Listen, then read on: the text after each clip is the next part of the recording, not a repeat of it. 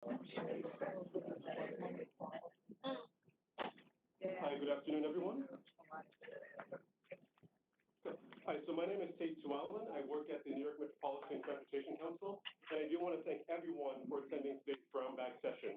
This is part of NYMTC's Regional Trend Series, which provides the public, our industry colleagues, and our agency colleagues with an opportunity to learn about how current trends and developments are shaping the future of our regional transportation system. We're very happy today to have two speakers from AECOM to offer a presentation on travel demand management, TDM, and travel behavior change. Managing both the growth of and periodic shifts in traffic demand are necessary parts of managing traffic congestion. If traffic demand is not managed, the performance of the transportation system can be adversely affected. And of course, managing traffic demand today is about providing travelers with choices such as the work location, their routes, the time at which they travel, and the mode that they can use for their travel. Today we will hear from, as I mentioned, two speakers from AECOM. One is Thomas Cerny, a Vice President and TDM Travel Behavior Change Practice Leader, and Margaret Dwyer, a TDM Management Manager with AECOM. Mr. Cerny has over 30 years in the profession and has managed many high-profile travel behavior change programs at the state, regional, and local levels, as well as private sector initiatives. Ms. Dwyer brings 25 years of experience with responsibilities for program oversight, contract management, and measurement of on-time, on-budget performance for projects within the TDM practice. They will discuss their thoughts on how people make their transportation travel decisions and the role that infrastructure can play to encourage transit use, ride sharing, walking, biking, and other activities that can lessen traffic congestion. They will also discuss their experiences with the implementation of TDM programs and studies throughout the country, where the primary goal was to reduce vehicle mile travel and lower vehicle emissions. There will be an opportunity for questions following the presentation. If you are online, please type your questions into the chat message board, and we will address them at the end, towards the end of this presentation. And just for slight housekeeping before we start, I'd like everyone from NYMTC staff to please raise your hand. So for those of you who are not from this agency, the exit signs, the emergency stairwells, they are marked by the exit signs at the top of the ceiling. If there's an emergency, NYMTC staff will assist you in getting out of this building safely. If by chance you need special assistance to get out, please let NYMTC staff members know, and we will of course provide you with the assistance you require. At this time, please join me in welcoming Thomas Cerny and Margaret Dwyer for the presentation.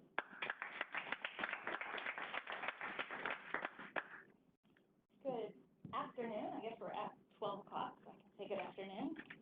I'm going to go from being able to see all of you to being able to see my slides, so bear with me. Can you hear? Is this good? Closer. Okay. Can you? Good. All right, great. Well, so thank you so much for coming today.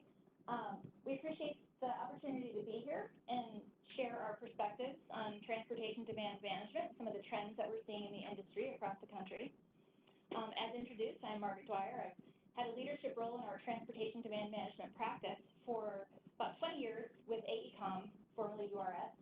And prior to that, bring a transportation planning background in research as an associate at the Center for Urban Transportation Research in Florida. So as mentioned, today we're going to talk about trends in TDM. So I want to start with, oh, it's okay. Is it not working? Yeah, it's not working. Oh. Okay.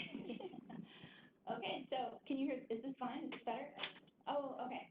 All right, so I don't know what you missed, but we're still early, so we'll be able to pick it up. So I want to start with a 30,000-foot look at what we really mean by travel demand management from a behavior change standpoint.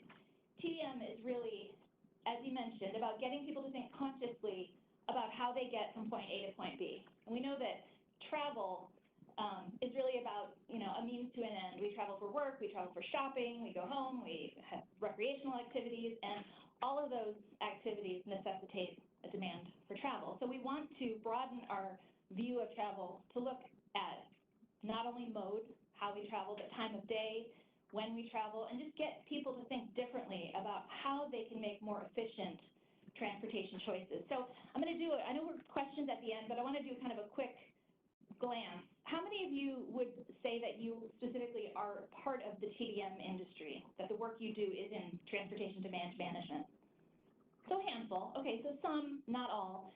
So we're going to not try to speak down to the expertise, but not leave those who aren't in this industry in the dark. So I want to show you this slide, and I think it gives us a real visual impact of the challenges that we face and how travel behavior can impact these challenges, how we can move people using the existing facilities that we have in a more economic fashion.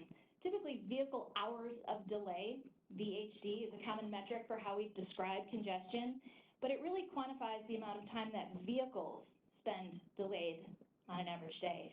And we know that as we're looking at capacity, engineers will talk about roadway capacity, level of service F, which means there's no available capacity. But in many cities around the country, we have significant capacity. We usually have 3 empty seats in every vehicle. So if we started looking more at how we're moving people than just vehicles and how people are delayed and we can improve their efficiencies, we really do see that we have significant excess capacity in many of our cities. So the short-term outlook, there are really no indicators that congestion is going to decrease at any time soon, but it may increase in ways that are different from how congestion has grown traditionally. And this is likely to include increased freight movement, the broad distribution of TNCs, transportation network companies, and the influence of automated and connected vehicles, whose influence may be actually a little bit different than we earlier thought. So today we're going to talk about, as I said, the trends that we're seeing in the industry that we're preparing our clients for in different markets around the U.S. And I'll talk really about bullet 1, technology and its different facets, and then I'll turn it over to Tom and he'll cover some of these other topics. So to start with, I want to do kind of a little reality check on how mutable some trends in transportation actually may be. If you just consider the shifts in licensed drivers, and again, this may be a little different for New York, because New York is a little different than a lot of places in the country. That might surprise you. But a couple of years ago, there was really Vanguard reporting that young people were not getting driver's licenses anymore. This was a kind of big deal. The percentage of people really dropped off significantly between 2011 and 2014 across all age groups. And that was seen as a really significant transportation trend. Researchers at the University of Michigan actually said there were probably 3 reasons for this decline. One was electronic communication, reducing the need for actual contact between people, and the idea that young people might feel that driving interferes with texting. The second was that there was a significant economic downturn that was making it more difficult for young people to buy and maintain a vehicle. And then third, they're moving around in increasing numbers to larger cities with strong public transportation, like, of course, New York and San Francisco. But then all of a sudden, in just a 2-year window, we saw a huge surge in the number of licensed drivers, sort of throwing that trend up against the wall. More than 7.6 million new licensed drivers, and about a third of those were millennials. So I say that because we had economic recovery and a drop in unemployment that radically contributed to this shift. And I think it exemplifies that we're in such a state of flux in transportation that even the trends that we're seeing are changing immediately, that we're in a kind of fast and furious transportation environment. So the influence of technology, of course, technology is having a huge influence on travel behavior. We've identified a few of these general categories that we feel are of most significant impact, and how these technology changes influence and must influence how we as transportation demand management professionals interact and implement our industry. So I think it's interesting that, technology in general is evolving fast enough even to include the distribution of fake information via online services that make it look like the real deal. And of course, this is fake news, but we really wish there were a 2 just isn't enough campaign. So if we see this on the news tonight, I will go out and say, that's fake news. Okay, so shifting expectations. A few years ago, the expectation from young people, of course, was that they get their information quickly and relatively customized. But today, just in no short order, Gen Z, people who are born after 2000, have the expectation not only that their information is immediate, but that it's specifically tailored to them. So online retailers, if you look at Amazon, for example, are spending huge amounts of money looking at how a person just absorbs information on a web page, or how they look at an ad on their phone. And there's a lot of talk about reducing friction, which is the experience from the time that you think about getting information or think about buying a product until the moment in time when you actually get the information or buy the product. That timeline is friction. And when you think about some of the hurdles that we put forward for people, especially millennials, to go through when we're encouraging them to utilize alternative transportation, there's a lot of friction, and it's clear we still have a long way to go. So we in the transportation business really need to do a better job at this if we want to get people more easily to accept and utilize transportation choices. If you're asking people to do anything more than tap or swipe, they've already moved on to something else. Driving people to websites, kind of becoming obsolete. If you don't have instantaneous, customized information reaching your commuter market at the moment they expect it, you've kind of missed your chance. So I want to shift over to transportation network. Do I need to do something with that? Do I ignore it, or I'll be glad. Okay, there we go. Yeah, okay, perfect. So transportation network companies, or TNCs, overall, are really deemed to be contributing more to congestion, not actually decreasing congestion. It's fine, I can just ignore it if it comes again. That's fine. So despite their efforts to project themselves as last mile connectors to public transit, companies like Uber and Lyft are in some cases really being perceived as in competition with public transit, subways, buses, trains, as a viable mode of transportation. I'm sure some of you are familiar with Mr. Schaller, former deputy commissioner here in New York, but he has this pressing report out showing that companies like Uber and Lyft have added 5.7 billion miles of driving annually in cities like New York, Boston, Chicago, LA, Miami, DC, Seattle. And according to Schaller, about 60% of the riders in these large, dense cities who are using the TNCs, Ubers, and Lyfts would have taken public transportation, biked or walked, or may not have made the trip overall if ride-hailing had not been available. And I think what's interesting is that, of course, there's so much going on in New York with regard to the city, as I'm sure you're well familiar with, capping the number of licenses the TNCs can get, surcharges being passed on to the passengers that are assessed to the drivers, additional restrictions and pretty aggressive goals to try to minimize deadheading, or the time that these vehicles drive around with no passengers in their cars, dropping that from, I think it was 41% down to 31% is the goal. And we're seeing the companies respond and react to that. But I think what's clear is that as these changes are happening so instantaneously, we can't really predict the influence of how these TNCs are going to continue to contribute to congestion, or potentially, at some point soon, help to decrease it. All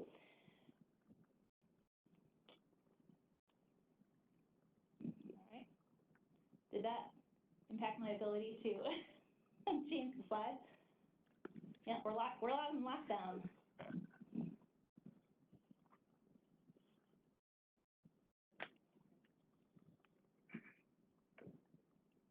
There we go. All right, perfect.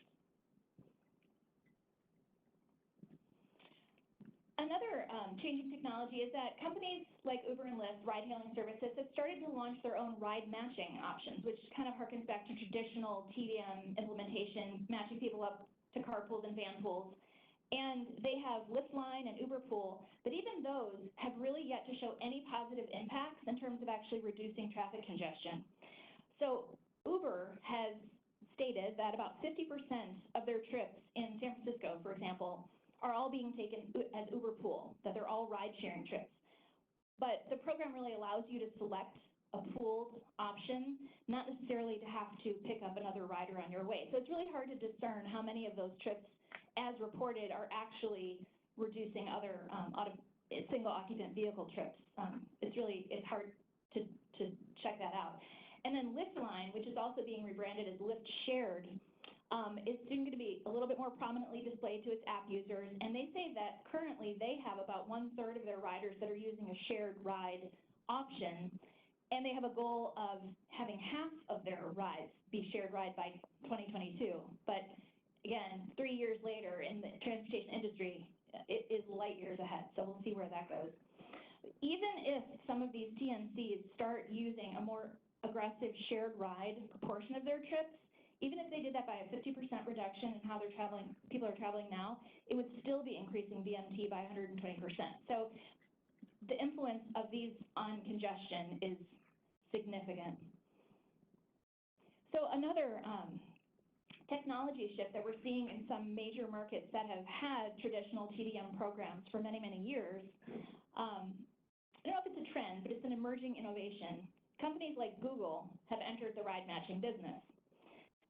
So privatized ride matching in some of these markets is becoming a replacement for what would have been a traditional government-funded regional or statewide or local ride matching sponsored service. We had a pretty in-depth conversation with Waze a couple of months ago in Atlanta, and it was interesting. They fully acknowledged that they're not making any money. And they have said that that's not their objective. Their goal is really to end traffic altogether. And they're doing that through, in this effort, education, encouragement, and incentives, which are really kind of the triumvirate of traditional TDM implementation with the worksite. So they're following this traditional mode to try to reach out to the business community and secure their engagement. And this is becoming innovative to the extent that some major markets, and I use the Bay Area as an example, have actually elected to do away with their own funded regional ride matching services in lieu of going with the private sector option. Now, I think one of the unforeseen consequences of that is perhaps the government's inability to collect data from these private providers. If they're not being funded, what motivation or incentive is there really for the private sector to turn over the data that they're collecting? And I think that that's challenging because it could hamstring a locality's ability to really quantify, and I know you're in charge of budgets, so you have to be looking at quantifiable metrics all the time for funding, how local government or regional government efforts are producing the results that you want in terms of vehicle miles being pulled off the road and emissions reductions and so on. So it's a little more challenging. And I think another issue is it's challenging, if you think back to some of Google's other initiatives, do you remember Google Plus, Google Reader, Hangouts, Picasa?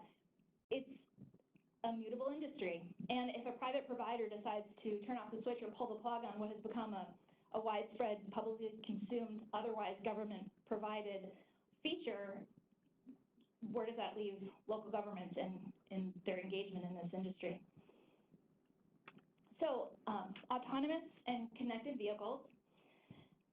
Transportation is really, on the wave of a pretty profound series of changes in our industry, and CV and AV technologies really have the potential to streamline traffic operations on our freeways, our ramps, at intersections.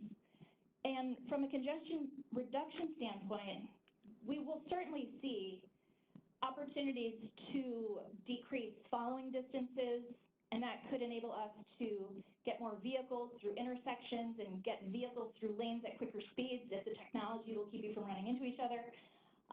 And that, potentially is going to decrease congestion. But from a travel behavior standpoint, it's not really as clear. While we know that these changes are coming, it's not really certain to us when they'll become affordable, reliable, or even commonplace. And, the sort of fever of AV has cooled a little bit. Just a few years ago, I think people were predicting we'd all be driving around in cars without steering wheels. But the challenges of integrating these types of technologies into our everyday communities might slow that down a little bit.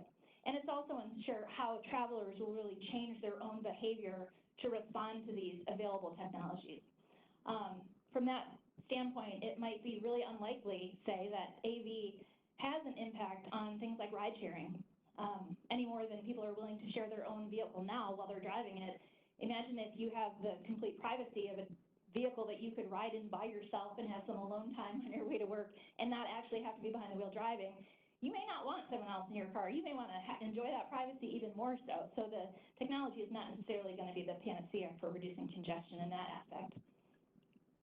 So again, you know, these last several years, some pretty innovative strides forward, you know, a new sharing economy or demographic changes, mobility as a service, kind of another buzzword out there. But I think some proactive planning, the planner in me, is really needed to fully understand how these changes are going to affect our cities. And I want to put in a quick plug for my AECOM colleagues out in the West Coast who have created a cool new scenario planning tool to help public agencies, private landowners, and also developers really analyze how technologies and trends will develop and how they'll impact our local transportation landscape. By testing different scenarios, decision makers can more easily see visually the impacts of policy, technology, pricing, and so on, and forecasting these changes will enable us to make the right decisions to create more sustainable, livable, and prosperous communities. So I have a website up there that you can check it out at your leisure. And I'm going to segue over to congestion pricing. I'm sure you're all very familiar that the new congestion pricing bill will be coming home to New York and creating a brave new world for how motorists enter the most heavily trafficked areas of the city. And really, to reduce that gridlock, as I understand, they'll be using license plate readers potentially to charge drivers as they're coming in. Some unknowns there, specifically the cost of the toll. I think estimates are $10 to $15 per vehicle. But I think what's interesting is how the exemptions will be determined, and I think that's still in play for New York, so the world will be watching. You know, what types of vehicles will be exempted from having to pay those fares, and what will that do to congestion? Will the TNCs, for example, be exempted, and will people, if they are charged additionally for riding in those Ubers and Lyfts, will they change again how they elect to travel? I think London, that started its congestion pricing program in the early 2000s, 2003 or so, has recently lifted the exemption, I should say, for their TNCs that now have to also incur those charges when they enter the congested areas of London. On-demand transit, you can see there's a lot of technology components here, which is why I only have the one button before I turn it over to Tom. So the flurry of on-demand transit or micro-transit systems may already have flamed out a little bit. Chariot was a micro-transit service that was owned by Ford, and Bridge, which is another local service that I believe failed in its ability to negotiate a contract with Toyota for purchase. We're using large vehicles for custom on-demand transit trips, kind of like a paratransit service, but for other types of trip making. Some of the programs that have been out there as pilots have actually really not done so well. I'll use an example in Kansas City. There was a program, passengers got their first 10 rides free for riding on a microtransit system, and only about a third of them actually kept using the service when their fare was incurred. And that speaks to the importance of trial usage to be a long-term mode shift strategy, which we'll talk a little bit more about. And at the end of the day, the transit agency there spent about $1.5 million to administer this service, which amounted to a subsidy of about $1,000 per ride. So from an economic standpoint, the effectiveness of these microtransit systems that seem so great may not have really materialized. It is interesting that one of the challenges of these microtransit services is that they really carry fewer passengers per hour than a fixed route transit system does, and I know that they're seen as maybe a little less convenient alternative to ride-hailing apps, but it's harder to justify using these microtransit services as a replacement for fixed route transit. That said, I know that locally on Staten Island, they're looking at a new microtransit system, and I think there's a bill before the governor now to get funding for that kind of program to ease some of the traffic congestion that commuters are experiencing where transit is a little bit more spread out. And hopefully that pilot program will be able to, if passed and funded, will be able to not only bridge some of those first last mile gaps, but learn from the lessons of some of the other programs and end up being a more financially viable and successful system. So technology, scooters and bike share. I know scooters are banned, and we drove about, what, an hour plus from Midtown here this morning in a cab, and I can tell you, I can really actually see why some of these scooters are outlawed, because people might be taking their lives in their hands. But dockless bike share systems and scooters, of course, are taking many cities outside of New York by storm, and they're just cropping up everywhere. They're all but replacing bikes in popularity in many large cities, and the number of trips being made on scooters is actually surpassing all of the figures on bike share, but they're definitely not without their challenges. And some cities are needing to regulate how scooters are being retrieved and brought back so that they can be redistributed, and are limiting those redistribution periods to 2 and 3 hours in a day. There's a lot of big ticket dollars behind these programs. Ford paid about $100 million to acquire Spin, which is a dockless electronic scooter. And Ford, in particular, according to Reuters, has committed to making a $200 million investment in this startup. So, you know, with regard to other types of shared mobility, scooters may be able, in some cities, to better address the first last mile challenge of getting to transit. But I think there aren't enough studies out there right now that really effectively measure their impact. They take up less space than bikes. There are fewer carbon emissions associated with these vehicles. And, you know, potentially they could help to increase transit ridership. And then the last thing I want to touch on is the influence of teleconferencing technology. Obviously, we're using that today for the people that have dialed into the WebEx. And the technology has gotten so much better, and it gets better every day. The spread of accessibility to technology has vastly increased, and the bandwidth is so much better. The barriers between the office work and homework environments are coming down. Face-to-face interactions in the workplace are now so much easier to support without having actually to drive to an office or fly to a meeting. Instant messaging and file sharing is instantaneous, which again circles back to the expectation of our younger workforce that has that electronic communication. They don't need face-to-face in-person interactions because they can video chat just as comfortably, and they have those expectations of immediacy and instant connections. So with that, Tom, I'm going to turn it over to you. I'm just going to get the microphone. All right. What am I press? All right, so I'm going to talk a little bit more about the program management side of commuter assistance programs, TDM programs, and some of the things that we're experiencing as a program manager for a number of clients around the country, and you know, in different places outside of the United States. But then also just what clients are expecting nowadays and the direction that the industry or the profession seems to be going.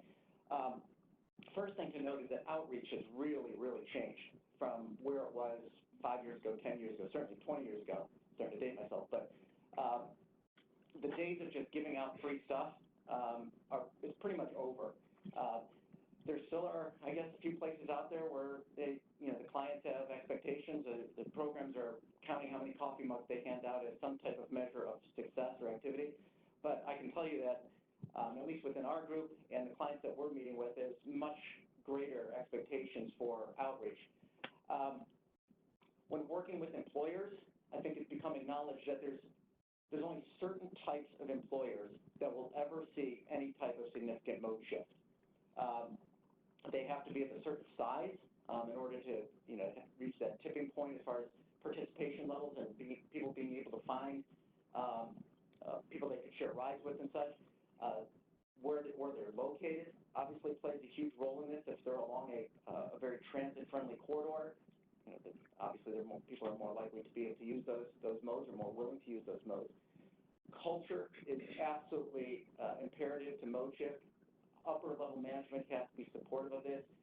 From the day you start with an employer, if you're told that transit is a big part of it, carpooling, teleworking, all that is part of it from day one, you're much more likely to embrace that as part of the way you get to and from work and share information.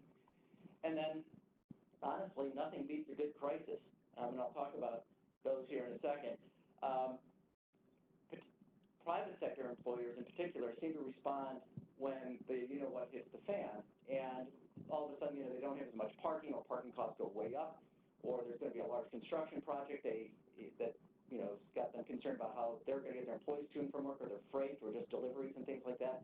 And TDM programs have to be quite nimble, much more nimble than they had been in the past, to, one, identify where this mode shift is most likely to occur, and then be able to adapt their programs to meet the needs of the employers, the impacted employers.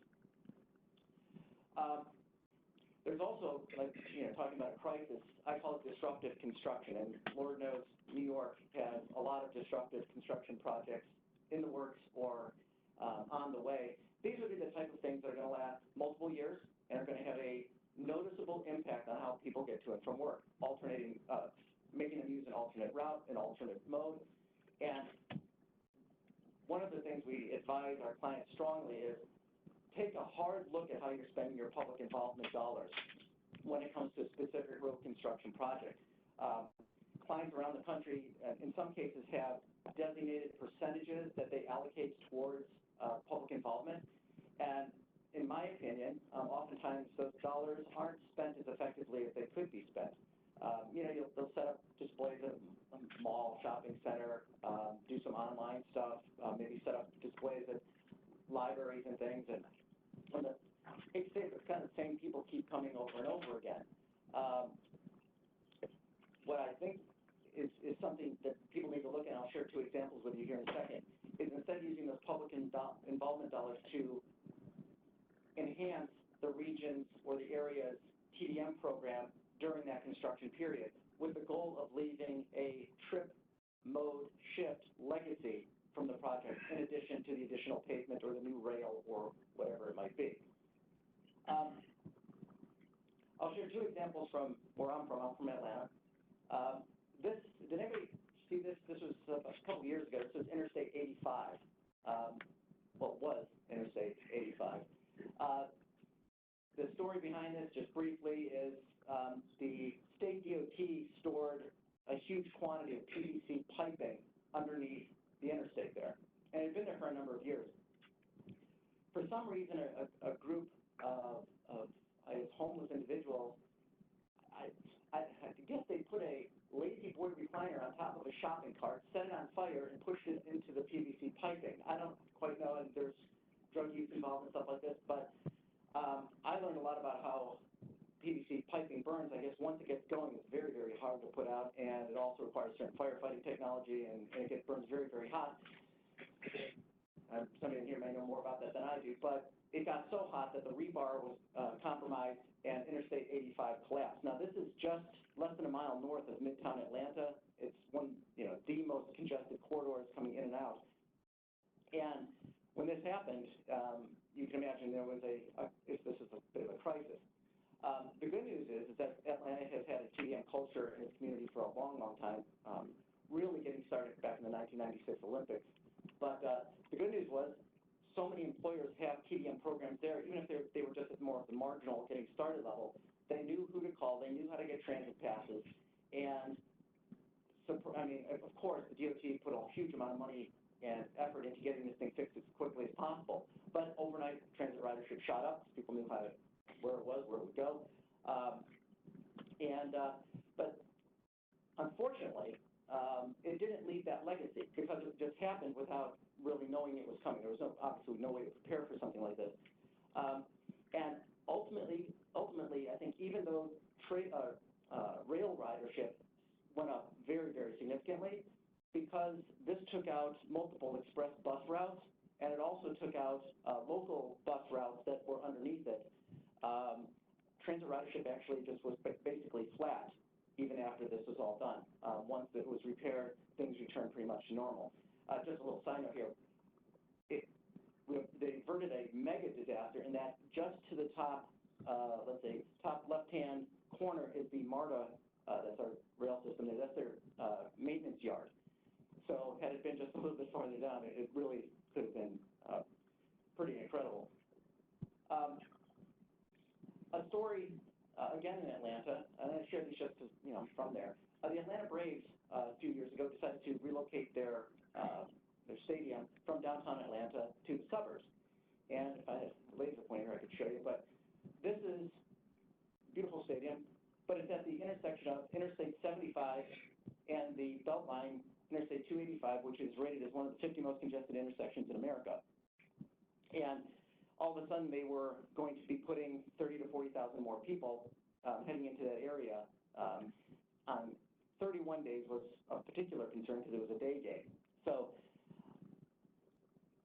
to their credit, the Georgia DOT, Cobb County, where this is located, and with association with the Braves, 1 year before the first pitch was thrown, they took a significant amount of money and put a team of people out on the street, not waiting for people to call and ask questions, but proactively going to the most impacted employers, where the most impacted commuters are going to be, and explaining to them, here's what's coming, here's how lanes will be reconfigured, here's when the construction is going to be at peak times, here's the new pedestrian access points and all that. And at the same time saying, on these 31 days, here's your opportunity to do something.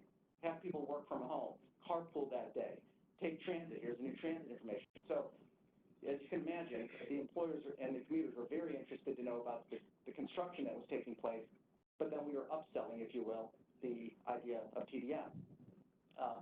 I was actually pretty heavily involved in the circulation elements of all of this, and the good news is it worked quite well. I will say that the good news, bad news. The good news is it worked quite well. Bad news is the reason contributing to that was that the Braves were not very good that first year. So the stadium wasn't full the whole time, but it worked out well because it gave people time to learn the system and learn with the new system, how to get to their parking and all that kind of stuff. And when the Braves made a pennant run the following year, things worked quite well, and they continue to work very well today. Another big trend that we're seeing with programs around the country is the impact, and this is no surprise to you, particularly the freight stuff, is how much freight and schools have an impact on congestion. I think freight nationally, trucks account for something like 7% of the vehicles on the road, but 17% of the average congestion. Somebody, if you know, have a better statistic than that, let me know. In certain areas of the country, again, going back to Atlanta, school-related morning-related school traffic can be responsible for up to 27% of congestion. TDM programs now are morphing a bit to, also include these type of things. Going back to Atlanta, they have a full-time person that just focuses on school-related congestion. But as Margaret was talking about with, the technology now with curbside management and stuff, it's again, I don't need to tell you all how important that curbside management is, and how important factoring in trucks, deliveries, and schools are to managing congestion as a whole.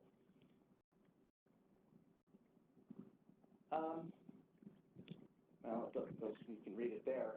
Transit across the country is struggling.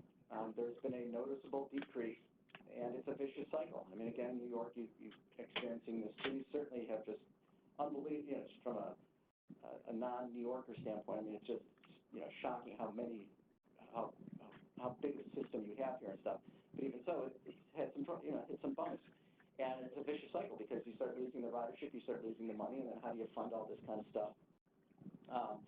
The one on top, Seattle, has made a huge investment. I think they kind of have a captive audience there with some very high-tech industries in downtown that, and also some very costly parking there, so they have seen an increase. But generally, transit is struggling around the country, and that's something we all have to be quite concerned about moving forward. I also add Vanpools in there because a danger that we see right now is an awful lot of Vanpool programs around the country exist because of the federal employee subsidy. There's programs around the country that will say they're a regional Vanpool program, but the truth is that they only are serving federal complexes. And if the federal subsidy was to ever go away or be altered, it would have just a huge, huge impact on the number of vans on the road. Margaret touched on it earlier, but the capabilities associated with teleconferencing and such is pretty incredible now. I know within AECOM, our firm has made a significant investment in that technology, and Margaret and I, regularly, it's like we're sitting across the table, but we're, hundreds of miles apart, where in an instant we can see one another, we can share files, we can work on a file collaboratively. In fact, in some ways, it's even easier to do it that way than it is to sit across a desk. And it's important to note that, again, on a national scale, in 2017, there were more people reporting as full-time teleworkers than there were people saying they rode transit to and from work. And this is largely happening organically. The technology is there. I'm a full-time teleworker. I travel every week, basically, but otherwise I work from home full-time. And it's a huge quality of life enhancement for me and my family, so, and Margaret too. Our firm is adopting it, and it's clearly something that's going to become a bigger and bigger part of the work site and the work site environment. I thought this is kind of interesting here, and again, somebody here may know the Census Bureau American Community Survey stuff better than I do, and I'm not quite sure why things are listed like they are. Like, I think it's kind of interesting. You have professional, scientific management, and waste management. I'm not sure how that all got lumped together. I suppose we can all be, jokes about that or whatever. But it shows that that that's the largest percentage of people working from home. But then the one that really surprised me was down here, and I'm not quite sure why public administrators wouldn't be part of this. But for whatever reason, it was broken out. Again, I'm not an expert on this survey by any means. But to me, what it says is, for some reason, public administrators are not teleworking nearly as much as others are. If our government agencies decide that that's going to be more part of their culture, and honestly, I think they're going to have to attract top talent, the growth in telework could just be pretty astronomical. Again, Margaret talked about this a little earlier. There's probably been more work in travel behavior science done in the last 5 years, 2 years. I mean, it's a real new thing, a nuance of behavior science. We were involved in a pretty significant effort in Connecticut to really whittle down what needs to happen to get an employer to take TDM programs, commuter assistance programs, seriously. And the firm that we work with, I mean, it's pretty fascinating. You can really geek out on this kind of stuff. They just break down the entire human decision-making process for something. And they're always looking for decision-making points, a yes, no, like switches going back and forth. And you just follow the pattern through, to ultimately where you want them to go. And you look for the spots where you can have the greatest influence on the final outcome by nudging that trigger point. So one of the things that's come out of this, and we're seeing again on a national basis, is moving away from events at employer sites where you just sign people up. Big databases are fine, I guess, but for the most part, I think there's a movement away from that kind of stuff, or having people pledge to do things. We're really making an effort to have people try it, because in the behavior change spectrum, there comes a point where somebody just has to try this new mode for the first time. And maybe not so much here in New York City, of course, but you would be surprised at the number of people who are very nervous about getting on a bus for the first time, or getting onto a train for the first time. They don't know exactly how it works. They don't want to slow things down. They don't want to be embarrassed. And so taking the time to actually put ambassador, like hosting an event at a certain company and letting that, and it's going to be a try-a-day for company ABC, and letting the employees know how it works, educating them in advance, putting people on the trains or on the buses to greet them when they get on. It's a huge amount of resources necessary to do this, but it's getting people to their comfort level where they are willing to try it. Our opinion is that it's better to invest the energy into actually being able to quantify people who are trying something for the first time than it is to just guess at what kind of impact you're having based on how many coffee mugs and T-shirts and all that kind of stuff that you handed out. When it comes to nudging, endless number of disincentives or incentives that can be offered. Again, back to curbside management and how developers what requirements they have to meet. all of that's going to play an absolutely critical role in the long-term success or failure of TDM efforts. And kind of tying back to some of the things that Margaret was saying, particularly with the younger generation Z or whatever. I've got 3 kids. My oldest is 25, and I got 21 and an 18-year-old. And I don't know if maybe I'm just different or whatever, but I'll tell them, why don't you look it up on the web, or go, why don't you Google it? And they're starting to look at me like, what do you, huh? I don't want to waste my time doing that. And I'm almost using them as my little, scientific experiment. Yeah, like Margaret was saying, just having to hunt something down is a deterrent to this kind of stuff. And so we as commuter assistance program managers, those of us in the TDM profession, need to be looking at ways to make it as absolutely simple as possible for people to get information almost instantaneously. In Connecticut, we're beginning to serve more as an aggregator of information so that you can call one single number and talk to well, even getting somebody to call nowadays is getting more difficult. Does anybody else see? I mean, people just don't call like they used to. So they can either call a customer service rep or they can get into a chat function with a customer service rep and answer all transportation-related questions. It can be construction, it can be transit routes, it can be carpool, because you'd be amazed at the number of people who will call and say, I need to get a bus from here to there. Well, there's no bus out there. Well, in many cases now, the transit provider would simply say, well, can't help you. That's the end of it. The idea is to aggregate information to where if somebody called in that situation, they'd say, well, there's no transit services out there, but who do you work for? Oh, did you know they have a Vanpool program? Or let me get your information, I can put it into our database and see if there's somebody who would want to share a ride with you. So again, making it as simple as possible for people and to get them information as quickly as possible. Kind of wrapping up here, the other big shift that I'm seeing is the demand of accountability in TDM. And clients rightfully are seeking more. I mean, there's a lot of money being spent on TDM, and over the years, a lot of money has been spent.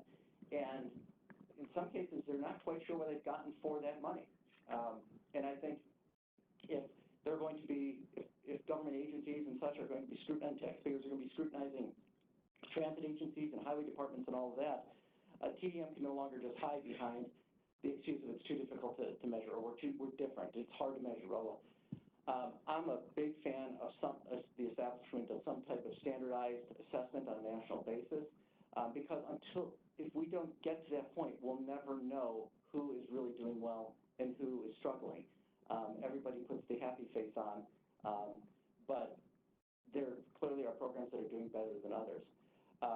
Right now, data is collected based on what individual clients want or what individual regions want. Some are collecting the number of people who report a trip option. Okay, I mean, that's better than some. Others still count, I suppose, how many employers you've met with or how many commuters you've signed up into a database. To me, we have to evolve as a profession to where how many cars came off the road. That's what we're paid to do. Let's just get serious about it and move in that direction. So, final thoughts, and hopefully you guys have some questions. It's a wonderful time to be in the transportation business. It's absolutely fascinating. I mean, things are happening so fast, and so many changes are on the horizon that as we talk to our clients, we say embrace it. Just enjoy this time in the world of transportation, but be careful not to sell out. When you think back, it wasn't all that long ago that the bike docking systems were all the rage, and how much money was poured into dockable bike systems around the country. It wouldn't surprise me completely if in a couple of years that many of those, or almost all of those, are replaced by the dockless bikes or by scooters. If you ever want to see scooter mayhem, go to Atlanta. It is truly amazing how many scooters there are in that city. We tell our clients, I'm a member of the Association of Commuter Transportation's National Board, and we're preaching, that clients need to be demanding greater accountability for how the money is spent. Technology and behavior science have got to work as closely as they can together moving forward. but let's just be careful to not try to get ourselves out of congestion through technology alone. It's a very human-based decision process. And, you know, I'm fortunate to get to work with some incredibly smart people in AECOM that are focused on autonomous vehicles and connected vehicles and the mind-boggling technology associated with that. But I'm quick to remind them that if you think it's complicated to how sensors are going to identify that a stop sign fell over, you know, in a snowstorm and, you know, that the car needs to stop there, if you think that's complicated, try understanding the human behavior decision-making process. We don't make rational decisions always. We don't do things logically, and that just has to be addressed as we move forward. So I think that's it. Does anybody have any questions? Yes, sir. Oh.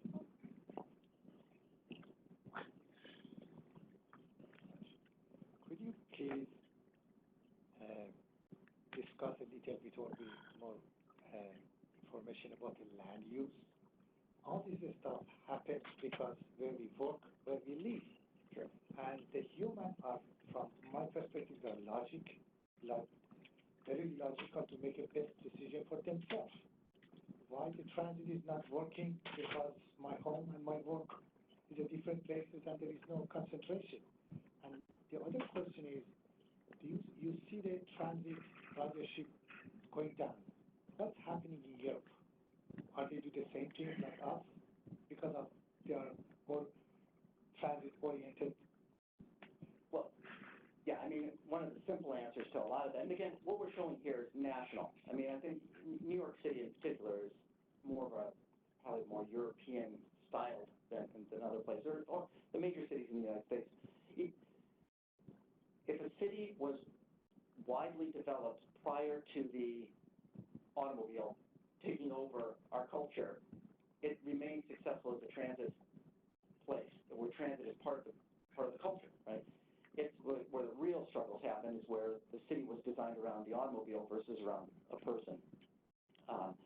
Of course, land use is critical. If we can get more people living in more dense locations, that'll make their decision-making process easier. I would argue that not everybody makes logical decisions. I mean, it would seem to me that if you worked in New York City, you would always drive the train or something to get in here, but yet there's still a significant percentage of people who drive here for whatever reason. Their perception of comfort, their perception of security, their perception of whatever. Again, there's people in this room that would know a lot more about that than I would.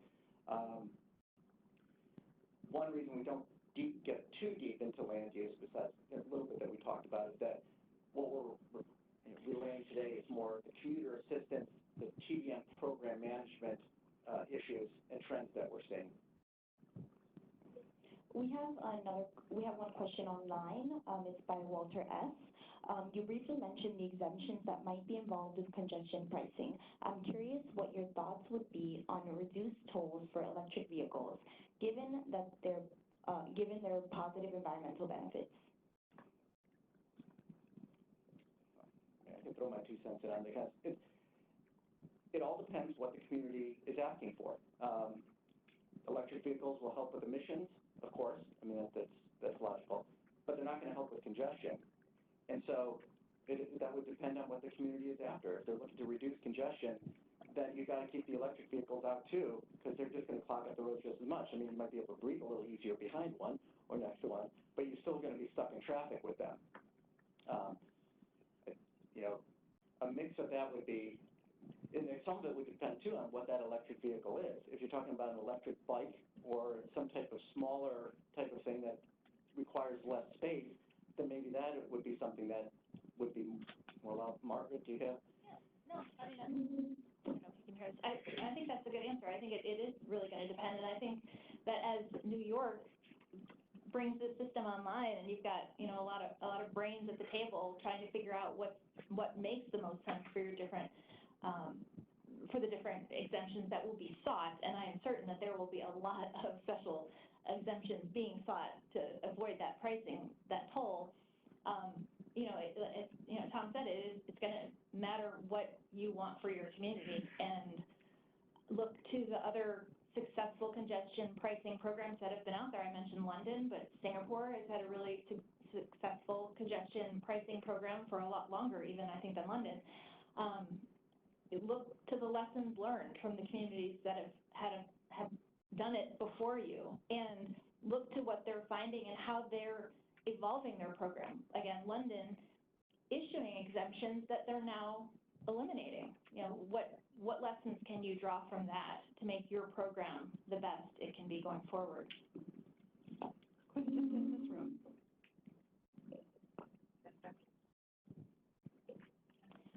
So another question we had online was by Ilana W. With regards to microtransit, what could transit agencies do differently to encourage their success, especially in lower density areas, considering so many cases have failed so far?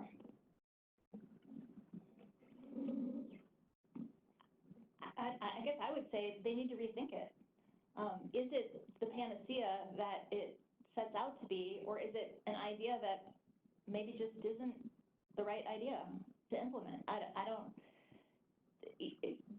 The microtransit programs, you know, some have said it will be very flexible and kind of go where the riders need. Others have said that they will have a meeting up point where people can go and get on a smaller transit route, but they don't carry the number of passengers that make them financially worthwhile, frankly. And in instances where microtransit services are being looked at as a replacement for improvements to fixed routes, I think that it runs the risk that was alluded to. You know, if these things start not to be successful and you're not investing in fixed route where it could be utilized and improved with that same investment, you run the risk of a reduction in funding. So it's kind of a double whammy, if that makes sense. I don't think that just because some of these new and innovative things come out and are seen as splashy and exciting in some markets necessarily mean that they're the best thing for all markets. And I think that lessons learned really needs to be critically applied so that you don't throw good money after bad. Now that said, I do salute the agencies that are giving these things a shot. I mean, just sitting around doing what we've always been doing isn't, I don't believe, sustainable long term. We have to be innovative. We have to be looking for different solutions to congestion. So, you know, I applaud them for giving it a shot, but let's also be realistic as to what is it achieving. Let's be very, you know, self-critical of ourselves in this industry and make sure we're spending the taxpayer dollars as efficiently as we can. So another question we have online is by Walter S. We talk a lot about shifting travel demand. What about shifting travel supply, i.e. tearing down inner city highways or the potential closure of the Brooklyn-Queens Expressway in Brooklyn Heights? A grenade in the room. As I mentioned earlier, each community has to decide what's important to them. And, you know, there's certainly, you know, as somebody comes from a cycling background and somebody who enjoys the human aspects and you know, being able to walk and all that kind of stuff, I love those ideas. But you know, you got to look at the hard data. Let's stick to the facts. Let's slow down our emotions. And what will be, as best we can calculate, the impact of such a decision? Get those facts out there, and then let the community, our community leaders, make the decision that they feel reflects the values of the community. So I'm not in a position to say that right now, other than let's use real data as best we can to make the most educated decisions we can. And you know, I have this. Here we go. Okay, it's okay. So I have the slide up there of a scenario planning tool that our colleagues have developed that enables you to input all those different data points to say, if we do this scenario at this price point over this duration with this expected volume, then what are we looking at, and what land use decisions do we need to really think through? What might be the outcome of that scenario? And I think that more aggressive, proactive planning in those kinds of situations, all right, throw it out there. What if you rip out the highway and close up the bridge? What land use scenario, what are the impacts of that going to really be? And looking objectively at those outcomes and then making your decisions accordingly. If it works out great, you're going to make one set of decisions, and all of a sudden your planning yields a whole different set of unintended consequences, you're going to make a different decision and fund it accordingly. Any other questions in the room? Seeing none? Oh, wait, hold on. Hi. Talk right into it. Thank you. Hi, I want to ask a broader question. So as you mentioned, travel demand modeling involves all aspects from like telecommuting and the layout of the city. So who are the agencies responsible for travel demand modeling? And do you think like in the future we do need like potentially new agencies to coordinate these things? Thank you. Another grenade in the room. Just to be clear, my expertise is in transportation or travel demand management, not travel demand modeling. There's associations there, but by no means am I an expert in modeling, and I honestly would not be qualified to make any type of judgment as to what agency should be involved in that part of it. If you want to talk transportation demand management. Sorry, I mean travel demand management. Oh, okay. I misspoken it. Okay. Well, I just want to make sure because I can't tell you the number of calls I've gotten because within AECOM I'm the TDM practice leader and I get modeling calls on a fairly regular basis and I have to shut that down. Yeah, I mean travel demand. I'm not that smart. Yeah, like agencies for travel demand management. Okay. My recommendation generally is bigger is better. That a well-run, well-managed, say, statewide commuter assistance program can be every bit as effective or more effective or certainly more efficient than a large number of smaller localized programs. There's not to say that there isn't a need for a localized effort, but that can be coordinated on a statewide basis. So instead of having 20 different organizations all, doing this kind of stuff around a state or a region, in my opinion, it would be better to have a single entity with a single point of accountability for getting stuff done, and then just have branch offices reporting up through that statewide agency responsible for getting their portion of the work done. Again, there's politics involved in all of this, and there's a lot of personalities involved in TDM, but generally I lean towards bigger is better, single point, or minimize the number of points of accountability and hold that individual or that entity responsible for actually getting cars off the road. I would just add to that too. I think it came up at the very beginning, but a lot of the clients that we have would be a state department of transportation, a regional or a district office of a DOT. Some may be transit agencies. Our client in Las Vegas, for example, we run a club ride program out there that the agency is both the MPO for the county and the transit agency. So there are a number of iterations that TDM can take, the implementation of it. But I think, like Tom was alluding to, the consolidation, what you don't want is a lot of duplication, redundancy, and stepping over each other's toes, all trying to get to the same end. And in many cases, all being funded by a central office funding multiple different programs, all trying to get their own brand, get their own message out there, and you can end up wasting a lot of resources that could otherwise be more efficiently allocated. Another question we have online is by Fernando A. Any thoughts on federal and state trends in providing TDM supportive policy and funding? Well, I guess I can't speak on either on their behalf by any means. But our experience has been is that both feds and the states where we work have been quite supportive of this type of work. It's a recognition that they can't build their way out of congestion. I think that's almost universally accepted now, and that they have to be providing a much more balanced transportation system in order to be successful. So certainly there's continued or growing interest in these type of programs, and I think it goes back to one of the things I mentioned here is about the good news is that both of those type of entities have a much higher standard or seeking much greater level of accountability than maybe they've had in the past. So.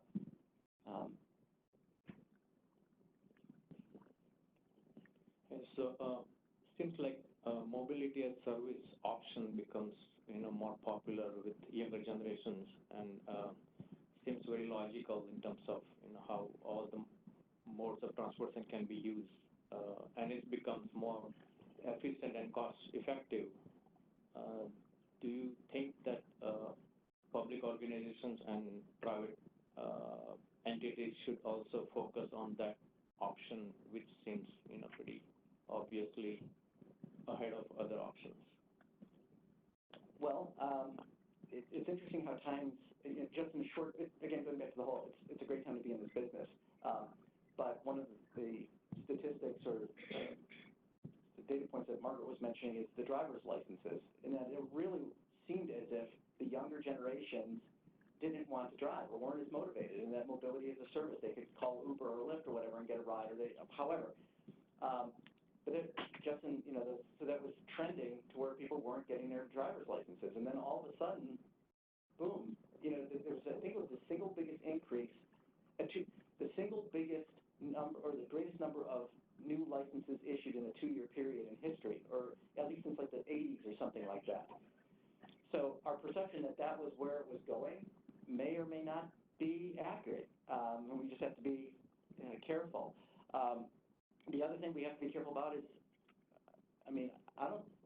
Uber or Lyft haven't made a penny. I think Uber is hemorrhaging money. Last one, I think I saw something, didn't they lose something like $2 billion in 1 year worldwide? So until they can come up with a truly sustainable model long term, I don't know. I mean, whether people will be able to Uber their way around 5 years from now, I don't know. So that part of the MOS, using it as a service, may or may not be available. You look at the active, said like the bike share type of things, how that has morphed in just the last few years. I wish I had an answer for you. It'd be. Yeah, and I think taking into account the surges in telework and just instantaneous communication where people don't have to travel, drive, do anything, and can still get, all their needs met. Can't telework to recreational activities, but certainly can, for a lot of the other trips that people have a need for. I don't know, the way my kids play video games, they're doing.